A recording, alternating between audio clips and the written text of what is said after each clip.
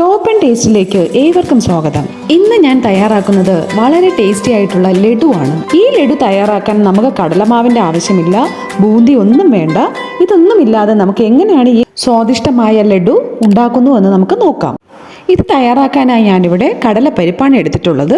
250 gram കടലപ്പരിപ്പ് നല്ല വൃത്തിയായിട്ട് കഴുകി ഇതിന് വെള്ളമൊഴിച്ച് നമുക്കൊരു 1-2 മണിക്കൂർ ഒന്ന് കുതിർക്കാനായി വെക്കാം. അതിനുശേഷം ഒരു അരിപ്പയിലേക്ക് ഇത് തോരാനായി മാറ്റി വയ്ക്കാം. ഇനി ഒരു മിക്സിയുടെ ജാറിലേക്ക് ഇതിനെ കുറേശ്ശെയായി ഇട്ട് നമുക്കിതൊന്ന് അരച്ചെടുക്കാം.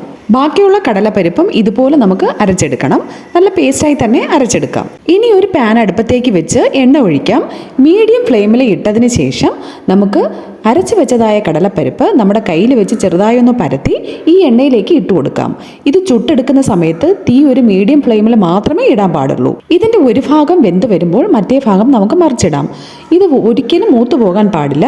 ചെറുതായി ഒന്ന് ഒരു ബ്രൗൺ കളർ ആയാൽ മാത്രം മതി. രണ്ട് സൈഡും ബ്രൗൺ കളറായി വരുമ്പോഴേക്കും നമുക്ക് ഇതിൽ നിന്ന് കോരി മാറ്റാം.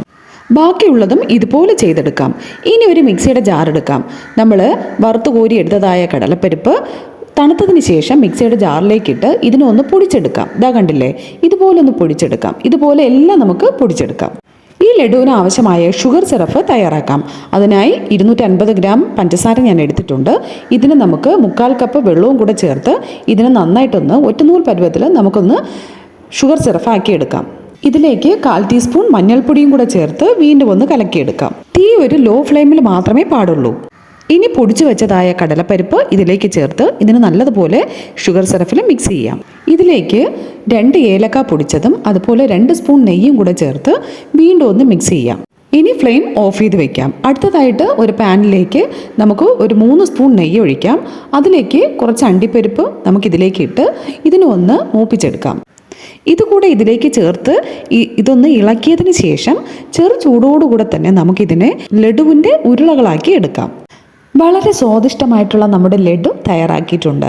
ഈ ഒരു ലഡു നമുക്ക് വളരെ എളുപ്പത്തിൽ സിമ്പിളായി നമുക്ക് നമ്മുടെ വീട്ടിൽ തയ്യാറാക്കാം. ഞാനൊരു ലഡു എടുത്ത് കാണിച്ചു തരാം. ഇതിനകമൊക്കെ വളരെ സോഫ്റ്റാണ്. നമ്മൾ കടയിൽ നിന്ന് വാങ്ങുന്ന അതേ ലഡു പോലെ തന്നെയാണ്.